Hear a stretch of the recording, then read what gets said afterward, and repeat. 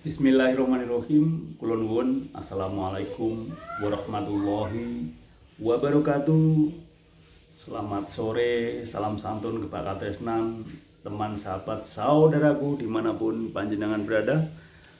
Ada waktu sedikit untuk ngobrol tentang bagaimana hidup manfaat, ngobrol yang sifatnya ngaji diri untuk mendalami semua setiap ajaran harus kita dalami. Jadi rukun Islam itu ada 5. Yang pertama syahadat. Saya ingin mencoba terus mendalami makna yang tersirat di dalamnya, yang sejatinya asyhadu alla ilaha illallah wa asyhadu anna muhammadar rasulullah. Artinya aku bersaksi tidak ada Tuhan selain Allah dan Nabi Muhammad utusan Allah. Semua orang juga tahu. Namun di sini coba kita dalami. Aku bersaksi. Aku bersaksi. Nah, saksi itu harus ada bukti. Jadi, kalau kita ditanya apa makna sejatinya syahadat? Aku bersaksi tidak ada Tuhan selain Allah dan Nabi Muhammad utusan Allah. Sampai kan sebagai saksi, menyaksikan adanya Allah, menyaksikan adanya Allah. Apa buktinya? Apa buktinya? Kalau Allah itu ada, apa buktinya?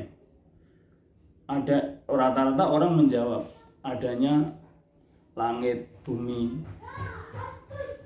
angin dan sebagainya adalah alam, semua ini adalah ciptaan Allah. Nah, ini kita tidak menyaksikan, tapi kita meyakini bahwa ini ciptaan Allah, tapi tidak menyaksikan.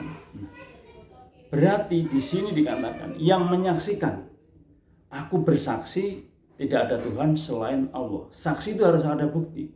Buktinya apa kalau adanya Allah? Yang Anda saksikan, yang kita saksikan, yang kita menyaksikan apa? Nah begitu. Jadi kita harus menyaksikan dengan mata kepala, dengan hati dan pikiran, dengan seluruh jiwa raga kita menyaksikan bahwa adanya Allah. Saya menyaksikan, saya membuktikan. Saksi itu harus ada bukti. Saya membuktikan setiap kesulitan saya, Allah kasih kemudahan. Setiap masalah saya, Allah selesaikan. Nah itu menyaksikan itu. Langsung kita sendiri bisa menyaksikan. Dan Nabi Muhammad utusan Allah. Dan ada ananya. Ana di sini, ana itu kan aku, saya. Jadi di sini ini membuktikan, di sini ini menyaksikan, membuktikan bahwa Kanjeng Nabi Muhammad itu utusannya Allah. Kalau kita, setiap manusia yang beragama Islam, di sini ini Nur Muhammad, cahaya Muhammad ada di sini, di hati kita. Kalau ada orang yang 100% bisa mengikuti hatinya, beliau gambarannya seperti Kanjeng Nabi Muhammad. Jadi Kanjeng Nabi Muhammad itu gambaran hati seluruh manusia yang beragama Islam. Nah, kalau ada seorang yang 100% mengikuti Kanjeng hatinya, selaras dengan pikirannya, ia seperti Kanjeng Nabi, seperti Kanjeng Nabi, seperti itu begitu. Seperti itu. Karena Kanjeng Nabi itu contoh umat seluruh dunia yang beragama Islam. Kalau ada orang Buddha bisa mengikuti hatinya 100%, ia seperti Siddhartha Gautama. Ada contoh-contohnya masing-masing, sudah ada contohnya masing-masing. Nah, makanya di sini dituntut ngaji diri. Kita harus bisa mengikuti hati kita. Tapi jarang orang yang bisa 100% mengikuti hatinya. Kalau bisa 100% mengikuti hatinya ya seperti Kanjeng Nabi. Tapi kita sebagai manusia biasa ya jangan jauh dari 0% dari Kanjeng Nabi. Bisa 100% mengikuti Kanjeng Nabi, ada yang 90%, ada yang 80%, ada yang 70%, ada yang 50%. 50% mengikuti Kanjeng Nabi aja udah luar biasa itu, udah pengpengan itu. Tapi jangan sampai 0% tidak mengikuti Kanjeng Nabi. Makanya Kanjeng Nabi Muhammad SAW itu penyempurna akhlak. Innama bu'istu li utamima maharimul akhlak. Aku, kata Nabi Muhammad, diutus ke dunia ini untuk menyempurnakan akhlak. Nah, sekarang kita koreksi diri. Setelah kita beragama Islam, perilaku kita dalam keseharian dari bangun tidur sampai mau tidur itu udah belum seperti Kanjeng Nabi. Kanjeng Nabi itu lembut, halus, tutur katanya menarik, sopan santun, wajahnya menarik, kasih sayang. Seluruh perbuatan baik di muka bumi ini adalah perbuatannya Kanjeng Nabi Muhammad SAW. Maka dari itu terus mengkaca diri tadi, yang arti mana dari syahadat tadi. Aku bersaksi tidak ada Tuhan selain Allah. Aku menyaksikan bahwa Allah itu ada. Aku membuktikan. Setelah menyaksikan itu karena ada bukti, aku membuktikan bahwa Allah ada. Di saat kita pengen duit, ada yang bayar utang. Nah, kita menyaksikan itu. Di saat kita nggak ada teman, kesepian, pengen teman dari batin tuh, pengen teman, tiba-tiba ada tamu datang nemenin kita. Pas kita pengen order, ya Allah, pengen order dalam hati kita, langsung ada yang datang ordernya. Nah, itu menyaksikan kita, membuktikan bahwa itulah yang dikatakan aku bersaksi tidak ada Tuhan selain Allah. Aku menyaksikan, aku membuktikan bahwa kebesaran Allah itu ada. Kebesaran Allah ada, keagungan Allah yang ada. Saya membuktikan, dari diri masing-masing membuktikan. Jangan katanya, kalau katanya belum membuktikan, lewat dirinya. Karena Gusti Allah itu, urusan dengan Gusti Allah itu melewati hati yang bersih, pikiran yang jernih, lewat diri kita, bukan lewat orang lain. Maka di situ rumusnya man arafa nafsahu faqad arafa rabbahu. Siapa yang kenal dirinya, ia akan kenal Tuhannya. Sebelum kenal dirinya, ia harus kenal hatinya dulu. Rumusnya, kenali hatimu, maka engkau akan kenal dirimu. Kenal dirimu, engkau akan kenal Tuhanmu. Jadi kita harus banyak belajar tentang hati, belajar hati sendiri, mengenali hati sendiri. Hati sendiri aja tidak kenal, bagaimana bisa mengenali hati orang lain. Nah gitu, merasakan. Karena ukuran orang lain itu sejatinya ada di hati kita. Kalau dimaki-maki nggak enak, ya jangan maki-maki orang. Kalau dipukul nggak enak, ya jangan pukul orang. Kalau dicubit jari, jangan nyubit orang. Kalau dicaci maki nggak enak, ya jangan nyaci maki orang. Terus kembali introspeksi, koreksi diri kepada di dalam dirinya masing-masing. Terus selalu gitu. Itu ya, teman sahabat, kita mencoba mengungkap atau mendalami sebuah ajaran, bukan untuk debat, tapi untuk sharing, untuk asah-asuh,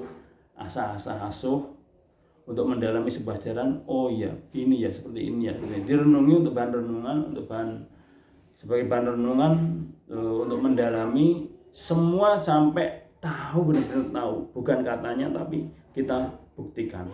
Nah itu 10 menit, sisanya kita sharingkan sampai benar-benar kita memahami dalam diri kita, memahami kajian dalam diri kita. Bukan hanya mengaji tapi juga mengkaji, bukan hanya katanya tapi kita harus buktikan.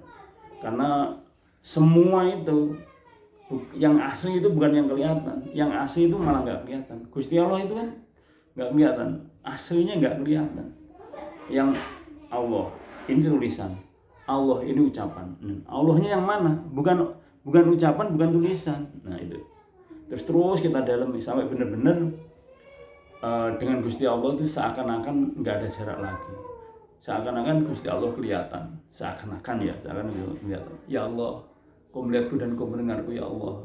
Dengan hati, jangan sampai hati kita ada aling-aling, jangan sampai yang ada menghalangi hati kita, jangan ada yang menghalangi pikiran kita.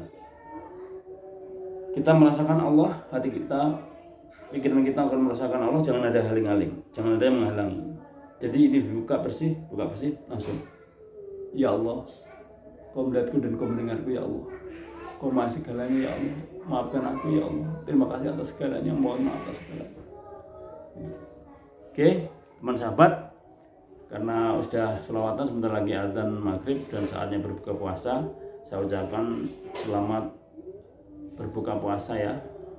Semoga puasa hari ini diterima Allah SWT dan mendapatkan bukan hanya lapar dan haus, tapi benar-benar puasanya dari ujung rambut sampai ujung kaki berpuasa, mencegah dari segala keinginan dikendalikan. Setelah itu nanti akan sejatinya tahu puasa itu sejatinya bukan hanya bulan Ramadan. Dan yang setelah bulan Ramadan wajib ia masih puasa. Walaupun nanti setelah puasa itu makan minum, tapi perilakunya masih menjaga puasanya di saat seperti bulan Ramadan. Itulah yang berhasil puasanya. Jadi salah satu tanda orang yang mendapatkan Lailatul Qadar, salah satu tandanya orang yang berhasil puasanya itu setelah puasa 1 Syawal ke sana itu perilakunya masih seperti orang puasa. Walaupun nanti makan dan minum, tapi terjaga dari kesucian seperti saat berpuasa.